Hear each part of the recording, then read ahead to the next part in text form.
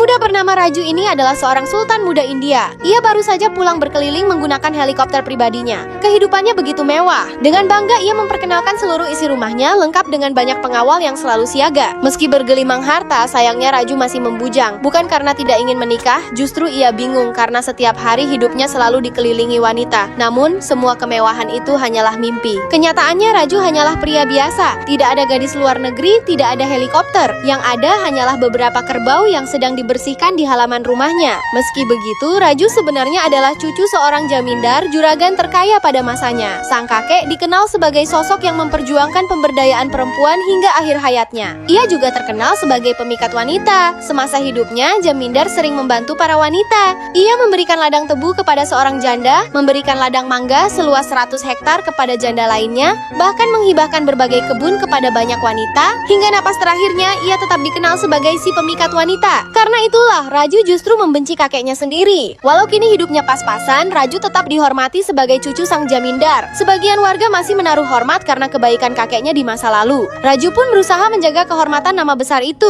Ia selalu membantu warga ketika diminta menyumbang untuk desa, meski kenyataannya dirinya sendiri tidak memiliki apa-apa. Suatu hari, Raju mendapat undangan ke acara pernikahan temannya yang bernama Buci. Di dalam mobil, mereka sempat mengenang masa lalu Buci yang dikenal sebagai penipu kecil-kecilan. Ia sering menjual kisah kesedihannya demi mendapatkan uang untuk membeli minuman keras. Meski begitu, mereka tetap bersyukur karena akhirnya Buci akan menikah juga. Sesampainya di lokasi, mereka terkejut. Area parkir dipenuhi mobil-mobil mewah dan suasananya pun seperti pesta pernikahan kalangan VIP. Namun mereka tidak salah alamat. Buci memang berhasil mendapatkan jodoh seorang wanita kaya raya. Sejak saat itu, sikap Buci berubah. Ia menjadi sombong dan gemar pamer. Tidak jauh berbeda dengan ibunya yang sangat bangga karena mendapat menantu kaya raya. Ketika melihat rombongan Raju datang, ibu Buci justru menghina mereka dan menyuruh petugas keamanan mengusir mereka. Menurutnya, pesta itu hanya diperuntukkan bagi kalangan atas. Meski Raju adalah keturunan jamindar, ia sadar bahwa semua kemewahan keluarganya kini telah lama hilang. Sebaliknya, ibu Buci dengan bangga mengatakan bahwa kekayaan menantunya tidak akan habis hingga 7 turunan. Ucapan itu jelas membuat Raju sakit hati. Ia lalu mengungkit masa lalu keluarga Buci yang dahulu penuh utang dan memiliki anak seorang penipu. Di hadapan semua orang, Raju pun bersumpah bahwa suatu hari ia juga akan menikahi gadis kaya raya yang berhias emas dari kepala hingga ujung kaki. Pernikahannya akan menjadi perayaan legendaris yang dikenang hingga 7 generasi. Dan undangan pertama yang akan ia kirimkan adalah kepada ibu Buci sendiri. Sebagai cucu berdarah jamindar, tentu saja Raju tidak mau kalah. Sejak saat itu, ia mulai berburu calon istri. Ia menemui gadis pertama, anak petani terkaya di desa. Namun gadis itu menolak bergantung pada harta ayahnya karena ingin hidup mandiri. Calon kedua adalah putri seorang juragan tanah yang memiliki 10 hektar lahan. Sayangnya, tanah tersebut sedang dalam sengketa. Calon ketiga adalah gadis pemilik banyak SPBU di kota. Namun, ia memiliki kakak dan adik laki-laki sehingga bukan satu-satunya pewaris keluarga. Tidak satu pun dari mereka sesuai dengan keinginan Raju. Sebab, Raju hanya ingin menikahi seorang gadis anak tunggal yang akan menjadi satu-satunya pewaris seluruh harta keluarganya. Di tengah keramaian acara pasar rakyat yang sedang digelar, pandangan Raju tiba-tiba terpaku pada seorang gadis yang baru turun dari mobil mewah. Jelas terlihat bahwa ia bukan gadis biasa. Yang lebih istimewa, bersama ayahnya gadis itu dengan sukarela memberikan sabuk emas kepada salah seorang warga desa. Kemudian saat berdoa, sang pendeta bahkan menunjukkan rasa hormat karena mengenal ayah gadis tersebut sebagai pemilik puluhan mal di kota. Sang ayah lalu memperkenalkan putri satu-satunya yang bernama Karulata. Ia juga meminta doa agar putrinya segera mendapatkan jodoh karena ingin menyerahkan seluruh tanggung jawab dan bebannya kepada sang menantu. Mendengar hal itu, semangat Raju langsung membara. Gadis itu bukan hanya cantik, tetapi juga anak tunggal dan pewaris seluruh kekayaan ayahnya. Bagi Raju, inilah kesempatan yang selama ini ia tunggu-tunggu. Saat sedang berdoa, Raju tiba-tiba mengumumkan bahwa acara besar tersebut sepenuhnya didanai oleh keluarga jamindar. Setelah itu, ia berpura-pura merendah. Ia mengatakan bahwa perayaan sebesar itu bukanlah sesuatu yang istimewa baginya. Bahkan demi menarik perhatian, ia berniat menyumbangkan uang pribadinya. Namun, ia beralasan bahwa lubang kotak amal terlalu kecil untuk memasukkan uangnya. Padahal, itu hanyalah akal-akalannya semata. Ketika diminta menyerahkan uang tersebut secara langsung, Raju kembali berdalih bahwa menurut peraturan, semua sumbangan harus dimasukkan ke dalam kotak amal. Anehnya, tingkahnya itu justru mendapat pujian dari ayah Charu. Ia berterima kasih kepada Raju karena telah mengadakan perayaan sebesar itu. Diketahui, Charulata berasal dari desa sebelah. Namun sayangnya, ia kabarnya akan segera dijodohkan dengan seorang pria bernama Eri Babu. putra ketua desa mereka. Eri Babu sendiri disebut-sebut akan mencalonkan diri sebagai wali kota dalam waktu dekat. Meski mendengar kabar tersebut, Raju tidak gentar. Sebelum janur kuning melengkung, ia akan terus berjuang mendapatkan cinta Charulata. Ia pun membentuk tim kecil dengan nama Operasi Charulata. Tugas anak buahnya adalah mengumpulkan segala informasi mengenai Charu. Dari hasil penyelidikan, diketahui bahwa Charulata berasal dari keluarga paling terhormat di desanya. Rumahnya yang megah dipenuhi berbagai perabot mewah dari luar negeri. Jumlah pintunya begitu banyak hingga Charu sendiri terkadang lupa di mana letak dapurnya. Begitu pula dengan kamarnya yang tak kalah mewah, layaknya sebuah butik di dalam mall. Kamar itu dipenuhi berbagai barang bermerek yang tersusun rapi. Namun karena terlalu banyak pilihan, Charu seringkali kebingungan dan akhirnya memilih membeli barang baru lagi. Sementara itu, ayahnya yang bernama Balu adalah seorang jutawan. Bahkan ketika berjudi, ia tidak segan mempertaruhkan uang hingga 10 miliar rupiah. Meski kalah, ia tetap melakukannya karena memiliki satu tujuan, yaitu agar namanya selalu diingat oleh banyak orang, bahkan hingga 10 tahun kemudian. Di sisi lain, kegemaran Charu adalah menonton film Korea, terutama yang bergenre aksi. Ia merupakan penggemar berat para artis Korea. Charu juga seorang mahasiswi tingkat akhir jurusan engineering dan berencana menikah setelah lulus nanti. Lalu mengenai pria yang paling dicintainya, ternyata ada satu nama yang selalu disebut-sebut, yaitu Gangadhar. Namun rupanya itu bukan nama seorang pria, melainkan seekor anjing. Charu memang sangat mencintai hewan. Ia memperlakukan anjing kesayangannya dengan begitu istimewa. Setiap pagi ia rutin jogging bersama Gangadhar mengelilingi danau. Keinginannya pun sebenarnya sederhana. Ia ingin berlibur ke sebuah gua. Namun sang ayah hanya akan mengizinkannya setelah ia menikah nanti. Setelah semua informasi berhasil dikumpulkan, Raju pun siap memulai operasi pertamanya. Di tepi danau, Raju mengguyur dirinya dengan 2 ember air agar terlihat basah kuyup. Lalu bersama seekor anak anjing dan beberapa pemain bayaran, ia muncul seolah-olah baru saja menyelamatkan anjing tersebut dari dalam air. Seorang anak kecil yang juga menjadi bagian dari sandiwara itu kemudian bertanya mengapa Raju mau melakukan semua itu. Dengan penuh dramatis, Raju menjawab bahwa seluruh pengorbanannya tidak ada artinya. Menurutnya, rantai emas 24 karat yang ia kenakan, iPhone terbaru, dan pakaian baru dari Amerika yang total nilainya mencapai 10 miliar rupiah pun tidak sebanding dengan nyawa seekor anak anjing. Mendengar ucapan itu, hati Charu langsung tersentuh. Meski si anak kecil sempat menagih bayaran untuk para figuran, beruntung sandiwara tersebut tidak sampai terbongkar. Sesuai rencana, saat Raju hendak pergi, Charu memanggilnya.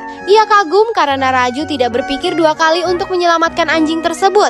Raju pun menjawab bahwa dirinya adalah seorang pecinta hewan. Mendengar itu, Charu semakin terpesona. Namun tak lama kemudian, ia menyadari bahwa mereka pernah bertemu sebelumnya di pasar desa. Sebelum berpisah, Charu bertanya bagaimana jika mereka ingin bertemu lagi. Dengan santai, Raju menjawab bahwa jika memang sudah takdir, mereka pasti akan bertemu kembali. Padahal semua itu sudah ada dalam rencananya. Singkat cerita, operasi Charulata tahap kedua direncanakan berlangsung di kampus.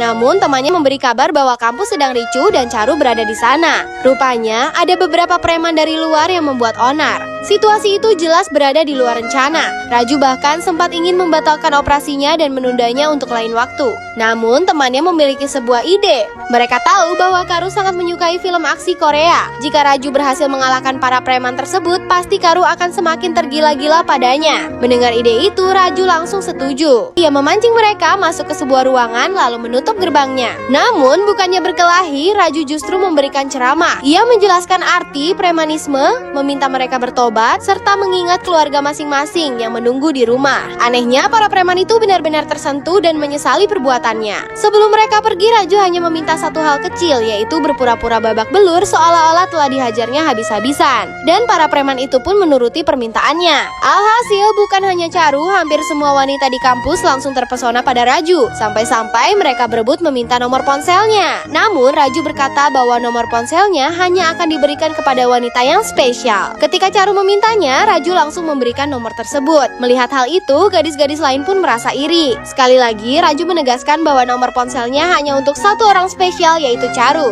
Mendengar ucapan itu, Charu tentu tidak bisa menyembunyikan rasa bahagianya. Operasi ketiga pun dimulai. Kini hubungan mereka semakin dekat. Raju tahu bahwa Charu sangat ingin berlibur ke sebuah goa. Karena itu, ia menyiapkan kejutan besar untuknya. Saat Charu menoleh, ia langsung terkejut. Raju seolah-olah membawa sebuah goa ke hadapannya. Suasananya dibuat dibuat semirip mungkin dengan goa sungguhan. Banyak orang asing turut hadir untuk meramaikan suasana. Namun ada dua orang bule yang tiba-tiba berbicara menggunakan bahasa Telugu. Ternyata mereka bukan orang asing sungguhan, melainkan warga India yang disewa sebagai figuran. Dan yang menyewa mereka adalah si anak kecil, tentu saja dengan menyesuaikan anggaran yang tersedia. Meski begitu, Charu tetap sangat bahagia. Raju bahkan mengajaknya mencoba parasailing. Charu menyambut ajakan itu dengan penuh semangat, sementara Raju justru tampak ketakutan saat berada di udara. Setelah semuanya selesai, Charu berkata bahwa hari itu adalah hari terbaik dalam hidupnya, dan tanpa diduga ia langsung memeluk Raju. Setelah berhasil mendapatkan hati Charu, Raju memulai strategi barunya, yaitu menghilang dari Charu agar dirindukan. Ia sengaja tidak pernah mengangkat telepon dari Charu. Tentu saja hal itu membuat Charu terus memikirkannya. Di jalan, Charu bahkan melihat Raju bekerja sebagai petugas kebersihan. Saat beristirahat, ia kembali melihat Raju menjadi kuli panggul.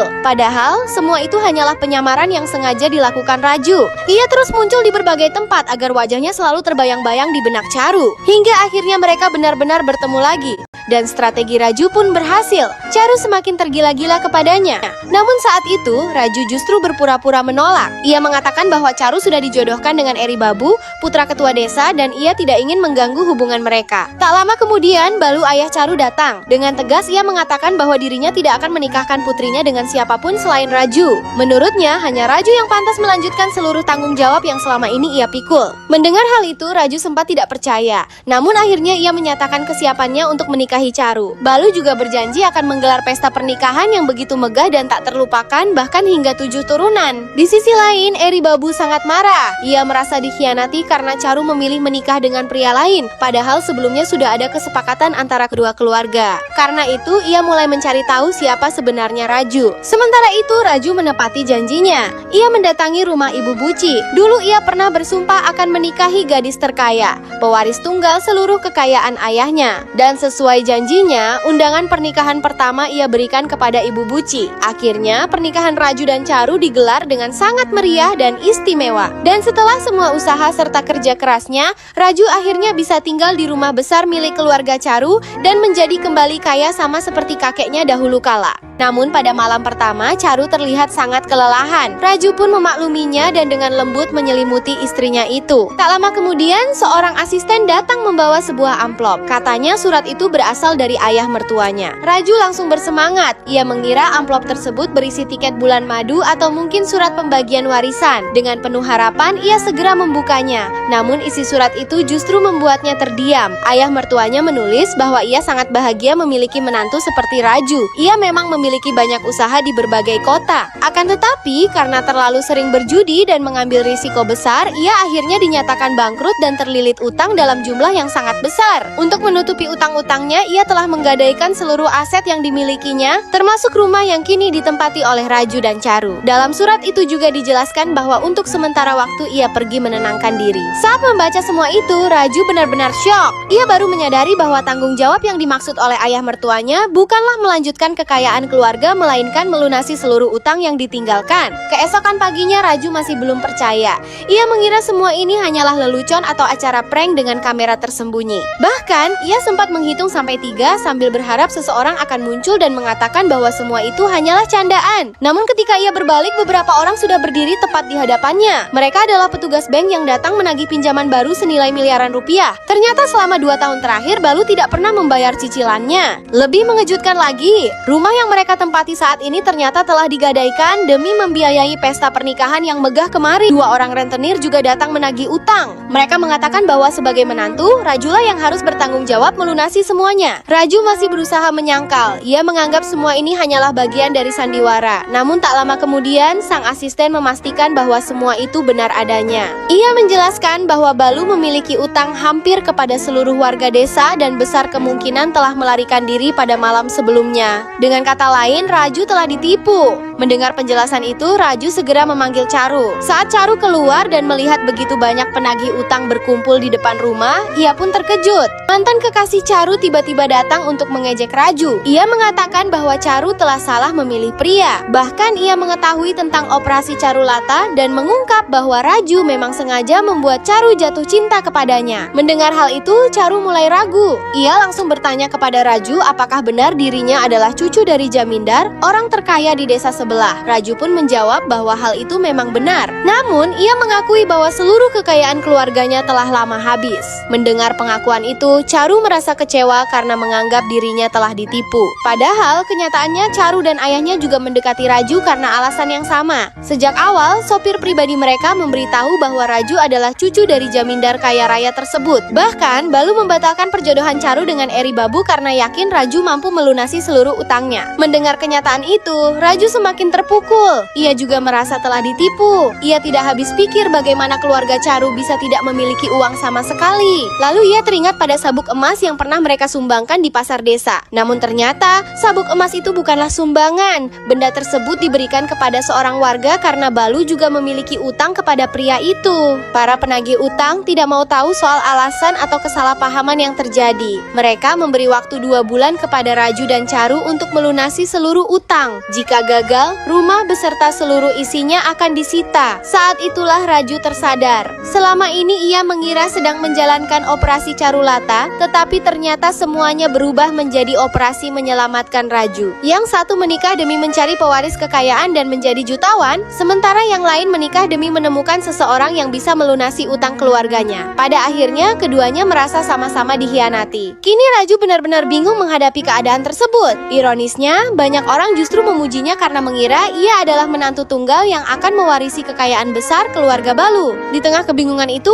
Eri Babu kembali datang hanya untuk mengejeknya. Ia mengatakan kasihan kepada Carulata karena telah menikah dengan pria yang salah. Menurutnya, 2 bulan lagi ia akan resmi menjadi wali kota. Sementara itu, Raju dan Charu dipastikan akan kehilangan rumah mereka dan berakhir hidup di jalanan. Dengan penuh percaya diri, Eri Babu mendatangi kantor KPU untuk mengurus surat persetujuan pencalonannya. Karena merasa tidak memiliki saingan, ia bahkan meminta agar hasil pemilu diumumkan tanpa perlu melakukan pemungutan suara demi menghemat biaya pemerintah. Namun tiba-tiba, salah seorang anak buahnya datang membawa kabar mengejutkan. Ada satu orang yang juga mencalonkan diri sebagai wali kota, dan orang itu adalah Raju. Dengan santai dan penuh percaya diri, Raju mengatakan bahwa meskipun dirinya tidak tamat sekolah, ia tahu bagaimana Eri Babu bisa mendapatkan banyak uang, yaitu dengan menjadi wali kota. Bahkan secara bercanda ia mengatakan bahwa dalam 5 tahun masa jabatannya nanti, ia akan mengumpulkan uang hasil korupsi untuk melunasi seluruh utangnya. Ucapan itu tentu membuat para petugas kebingungan. Mereka mempertanyakan apakah Raju benar-benar memahami dunia politik. Namun Raju hanya tertawa. Menurutnya, siapapun berhak mencalonkan diri selama memenuhi syarat yang berlaku. Akhirnya, ia pun resmi mendapatkan simbol partai bergambar lampu. Poster-poster kampanye segera dibuat dengan berbagai janji manis untuk membangun desa. Raju bahkan meminta agar simbol lampu dibuat paling mencolok supaya warga mudah mengenalinya. Di sisi lain, teman Charu memberitahu bahwa Raju telah mencalonkan diri untuk melawan Eri Babu. Menurutnya, langkah itu cukup cerdas. Jika Raju berhasil terpilih menjadi wali kota,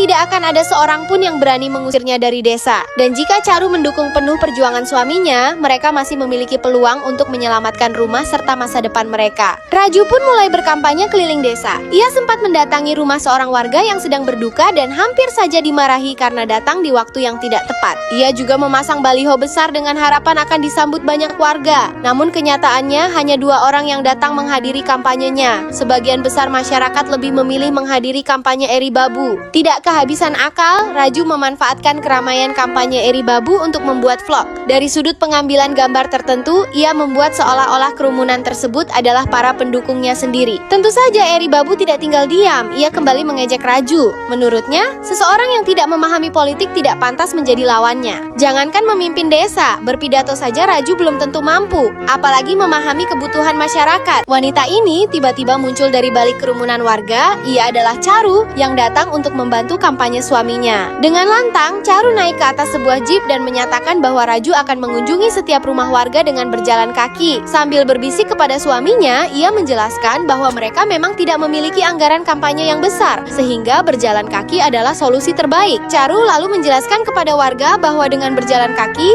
tidak akan ada satu rumah pun yang terlewat. Selain itu, Raju dapat melihat langsung kondisi masyarakat dan memahami berbagai permasalahan yang mereka hadapi. Mendengar penjelasan tersebut, sebagian warga mulai berbalik memberikan dukungan kepada Raju. Berbekal kamera ponsel, Raju mulai berkeliling desa. Ia mewawancarai warga dan mendengarkan berbagai keluhan yang mereka alami setiap hari. Poster kampanyenya pun dibuat sesuai keinginannya. Satu hal yang selalu ia tekankan adalah simbol lampu harus terlihat paling mencolok agar mudah dikenali masyarakat. Namun, ada saja kejadian unik yang terjadi. Di mata sebagian warga, simbol lampu tersebut justru terlihat seperti lambang kematian. Akibatnya, saat Raju datang berkunjung, beberapa warga malah mengiranya sebagai hantu penasaran yang stres karena terlilit utang lalu nekat ikut pemilu. Hari demi hari berjalan kaki membuat Raju kelelahan. Kakinya terasa panas dan seperti terbakar akibat terik matahari. Suatu ketika, ia merasa beruntung melihat air mengalir di pinggir jalan. Tanpa berpikir panjang, ia menggunakannya untuk mendinginkan kakinya. Namun tak lama kemudian ia menyadari bahwa itu bukan air bersih, melainkan limbah dari salah satu rumah warga. Raju juga berusaha mencari dukungan dengan menyewa anak kecil yang dulu sering membantunya untuk tampil dalam video kampanye. Namun anak itu menolak karena sudah dibayar 2 kali lebih mahal oleh Eri Babu. Mendengar alasan tersebut, Raju langsung memohon dan berjanji akan membayarnya 3 kali lipat. Di tengah kampanyenya, Raju juga bertemu dengan beberapa anak yang tidak bersekolah karena lokasi sekolah mereka sangat jauh dari rumah. Saat itu Raju berkata bahwa pendidikan adalah hal yang sangat penting. Bahkan demi menunjukkan kepeduliannya, ia berjanji akan mengantar mereka sendiri ke sekolah jika memang jaraknya terlalu jauh. Demi kebutuhan kampanye dan pencitraan, ia pun menggendong salah satu anak sambil direkam kamera menuju sekolah. Setelah berjalan cukup jauh dengan penuh semangat, Raju justru terkejut ketika melihat sekolah tersebut kosong. Dengan polos, anak yang digendongnya berkata bahwa hari itu adalah hari libur karena gurunya sedang malas mengajar. Mendengar hal itu, Raju hanya bisa terdiam kelelahan. Kenapa tidak bilang dari tadi? Gumamnya kesal. Dalam kondisi lelah dan haus, Raju kemudian meminta segelas air kepada seorang warga. Ketika air itu diberikan, ia langsung terkejut. Warnanya sangat keruh dan jauh dari kata bersih. Raju pun ragu untuk meminumnya. Namun sang pemilik rumah merasa tersinggung dan berkata, "Kalau kamu saja tidak sanggup minum air ini, bagaimana bisa melayani desa ini?" Mendengar ucapan tersebut, Raju terdiam sejenak. Demi menjaga citra dan mendapatkan simpati warga, ia akhirnya memberanikan diri meminum air itu, meskipun terasa mengganjal di tenggorokannya. Karena merasa mual dan demam, setelah meminum air yang keruh itu, Raju segera pergi ke puskesmas terdekat untuk memeriksakan diri. Namun sesampainya di sana, ia dibuat terkejut. Dokter yang bertugas ternyata sedang menangani seekor kerbau. Dengan santai, sang dokter berkata bahwa di desa tersebut manusia dan hewan seringkali mendapat perlakuan yang sama. Bahkan, Raju dipaksa menggunakan termometer yang sebelumnya dipakai untuk memeriksa kerbau itu. Semua pengalaman tersebut membuat Raju benar-benar kelelahan. Kakinya terluka, tubuhnya lemah, dan semangatnya mulai terkuras. Melihat kondisi itu, Charu meminta maaf karena merasa bersalah telah mendorongnya menjalani kampanye yang begitu berat. Namun kali ini, Raju justru berkata bahwa ia sudah terbiasa menghadapi kesulitan dan semakin bertekad untuk mengalahkan Eri Babu. Untuk pertama kalinya, hubungan mereka terlihat lebih hangat dan romantis. Namun sayangnya, momen tersebut langsung terganggu ketika asisten Raju datang di waktu yang kurang tepat. Seiring berjalannya kampanye, Raju mulai menyadari betapa banyak masalah yang dihadapi desa itu. Saluran air yang mampet, sekolah tanpa guru, air bersih yang tidak layak konsumsi, hingga puskesmas yang kekurangan tenaga medis. Mendengar keluhan-keluhan itu, Charu berkata bahwa hampir tidak ada pejabat yang benar-benar memikirkan masalah tersebut. Menurutnya, banyak pejabat lebih sibuk mengejar popularitas dan menghabiskan waktu di media sosial daripada memperhatikan kebutuhan masyarakat. Ucapan itu membuat Raju mendapatkan sebuah ide. Ia memutuskan untuk menyampaikan berbagai masalah desa melalui video pendek dengan gaya tarian yang unik dan mudah diingat. Tujuannya sederhana,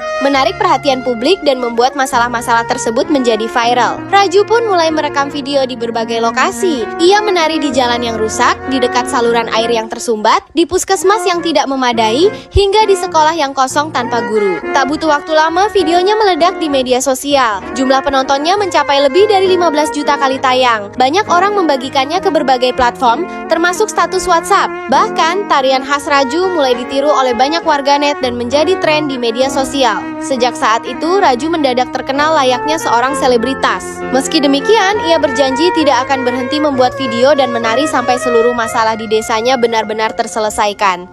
Akibat video kampanye Raju yang menari di atas jalan yang rusak, konten video yang menjadi viral itu akhirnya menarik perhatian hingga tingkat nasional. Para pejabat pemerintahan daerah mulai mendapat tekanan karena video itu dianggap memperlihatkan berbagai kegagalan pembangunan yang selama ini diabaikan. Salah seorang pejabat tinggi pun mempertanyakan kemana anggaran pembangunan desa selama ini digunakan. Ia memerintahkan agar berbagai permasalahan yang diungkap dalam video tersebut segera ditangani sebelum pemilu berlangsung. Tak lama kemudian, perubahan besar mulai terlihat. Untuk pertama kali kalinya dalam 10 tahun, jalan-jalan desa diaspal dengan baik. Sistem drainase diperbaiki sehingga limbah tidak lagi meluap ke jalan. Sekolah kembali aktif dengan guru-guru baru yang lebih disiplin. Sementara itu, warga mulai mendapatkan akses air bersih yang layak berkat sistem penyaringan yang lebih baik. Raju yang tidak mengetahui adanya intervensi tersebut merasa sangat terkejut ketika melihat perubahan yang terjadi. Saat mengunjungi puskesmas, ia mendapati bangunan itu telah direnovasi. Sebuah ambulans baru terparkir di depan gedung, sementara di dalamnya terdapat dokter dan perawat yang benar-benar menjalankan tugas mereka.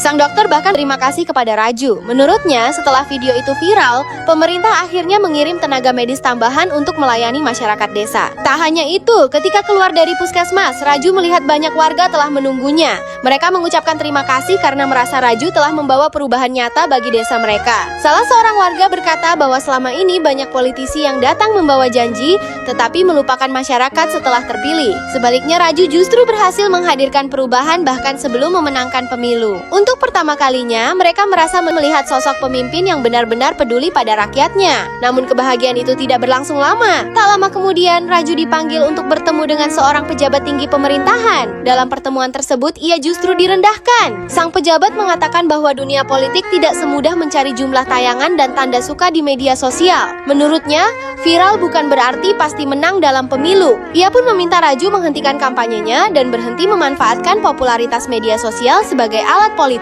Sang menteri mengancam si pemuda kalau dunia politik tidaklah semudah mencari like di media sosial. Menurutnya, viral belum tentu berarti memenangkan suara rakyat. Karena itu, ia meminta Raju menghentikan kampanyenya dan mengundurkan diri dari pemilu. Namun Raju menolak. Ia membalas dengan tegas bahwa dirinya akan terus maju hingga memenangkan pemilihan. Melihat sikap keras kepala itu, sang Perdana Menteri pun mengubah strateginya. Ia menawarkan uang tunai sebesar 20 miliar rupiah agar Raju bersedia mundur dari pencalonan. Uang tersebut bahkan diperlihatkan langsung di hadapannya. Perdana Menteri itu tahu bahwa Raju sedang terlilit banyak utang dan baru saja menikah. Ia juga mengancam bahwa sekalipun Raju berhasil menang, keputusan-keputusan penting tetap berada di tangannya. Menurutnya, Raju tidak akan mampu melakukan apapun. Sebagai imbalannya, seluruh uang itu akan diberikan dengan satu syarat. Raju harus mundur dari pemilu dan membuat sebuah video pendek sesuai arahan mereka. Teman-teman Raju pun mulai membujuknya. Mereka mengingatkan bahwa tujuan awal Raju mencalonkan diri hanyalah untuk melunasi utang. Mereka bertanya,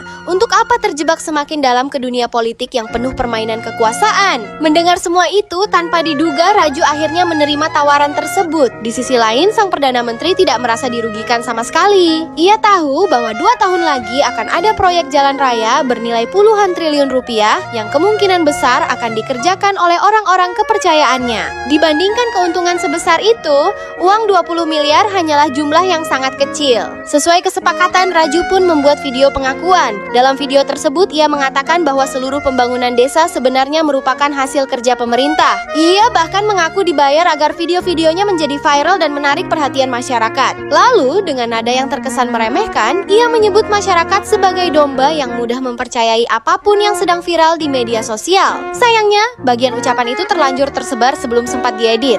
Akibatnya, video tersebut kembali viral. Namun kali ini, bukan popularitas yang didapat Raju, melainkan kehancuran reputasinya sendiri. Warga desa merasa dikhianati. Mereka menganggap inilah sifat asli Raju yang sebenarnya, seseorang yang haus uang dan kekuasaan. Eri Babu pun memanfaatkan situasi tersebut. Ia terus mengingatkan warga bahwa Raju telah menghina masyarakat yang dulu mendukungnya. Tekanan hidup yang begitu berat membuat suami wanita itu tidak sanggup bertahan. Pada akhirnya, ia memilih mengakhiri hidupnya. Kini para warga hanya memiliki satu harapan. Mereka memohon kepada Raju agar jika nanti terpilih, ia bersedia menyelamatkan masa depan anak-anak mereka. Saat itulah Raju tersadar. Selama ini perjuangannya terasa begitu kecil. Ia terjun ke dunia politik demi uang, demi melunasi utang, dan demi menyelamatkan rumah mewahnya. Namun warga memandangnya dengan cara yang berbeda. Mereka benar-benar percaya bahwa Raju mampu mengubah hidup mereka. Mereka menaruh harapan yang tulus, cinta, dan kepercayaan terbesar yang pernah ia rasakan. Bahkan karena begitu percaya kepadanya, ada warga yang memintanya menemani bayi mereka. Seorang ibu tua juga menyuapinya dengan penuh kasih sayang, layaknya seorang anak sendiri. Dan disinilah kebenaran akhirnya terungkap.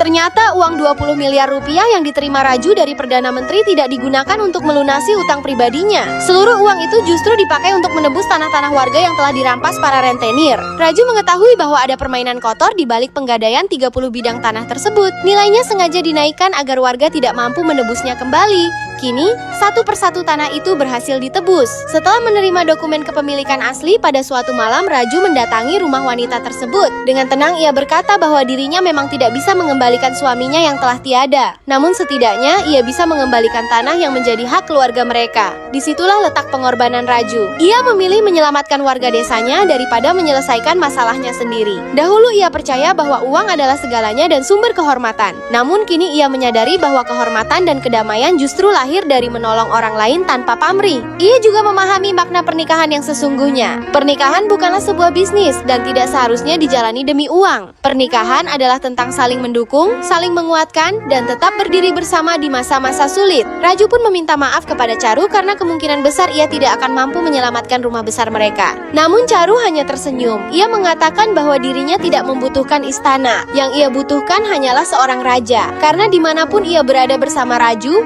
disitulah istananya berada. Teman-teman setia Raju pun mengungkapkan rasa kagum mereka. Menurut mereka, biasanya seorang raja dilayani oleh rakyatnya. Namun kali ini mereka melihat seorang raja yang justru melayani rakyatnya. Dan mereka bangga bisa menjadi sahabatnya. Kisah pun kembali ke hari pengumuman hasil pemilu. Dengan kemenangan telak, petugas menyatakan bahwa Raju berhasil memenangkan pemilihan dengan suara mayoritas warga desa. Dan film pun berakhir.